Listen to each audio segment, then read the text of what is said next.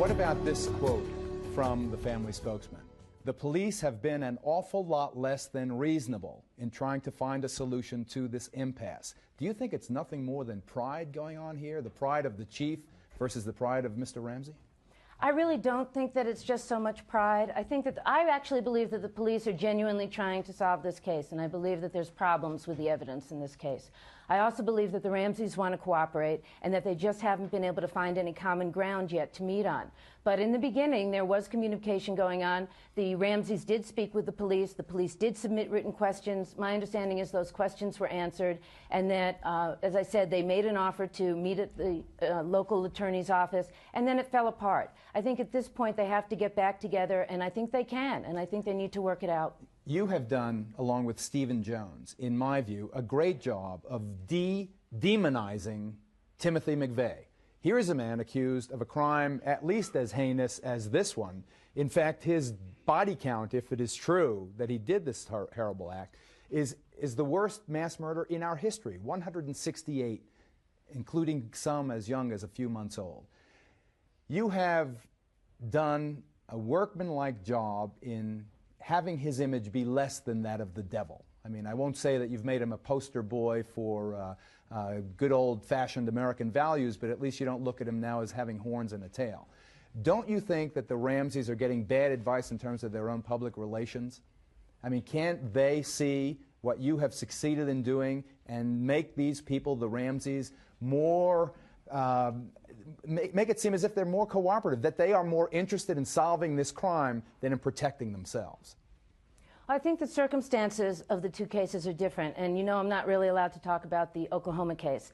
But in terms of the Ramseys, I would point out that the Ramseys have not been charged with a crime, and they are suspects. That's what they are. And I think you have to be very careful when the power of the government comes down upon you.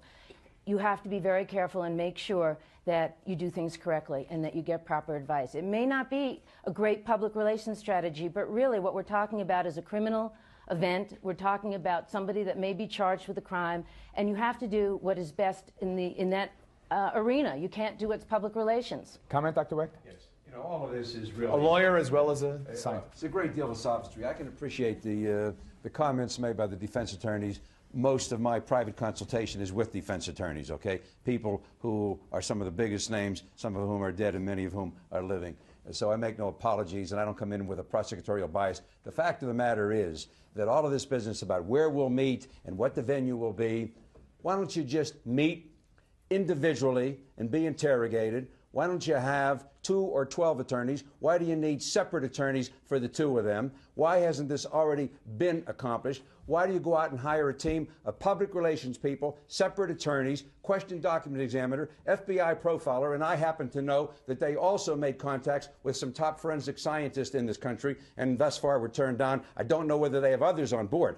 Obviously, that I do not know, but I do know some that they contacted and were turned down. Now, I have never, whether it was Von Bulow, whether it was Gene Harris, whether it was Captain Jeffrey McDonald, whether it was Koresh and the people that, in all of these cases that I have been involved in directly, I have never heard of anybody, and some of these people had big money, going out and hiring an entire team of experts and at the same time refusing to talk with the homicide detectives. You know what the people in New York say, the homicide detectives? You go in, you pay your condolences, you express your sympathies at the loss of the child, and then you say, Mr. Ramsey, would you please go into the room with Detective Jones? Mrs. Ramsey, would you please go into the room with Detective Smith? And then you proceed. It is not a homicide investigation. That's the crime scene. Those are the people who are there. That's the way you move with the case. And that hasn't been done here. You can sit and you can rationalize and you can engage in all of these legal arguments as long as you want to. The fact of the matter is that this case has not been handled in the way in which it should have been handled had a poor black child or a poor Hispanic or a poor anybody been murdered. I guarantee you it would have been one hell of a lot different. Larry responds right after this. We'll be right back.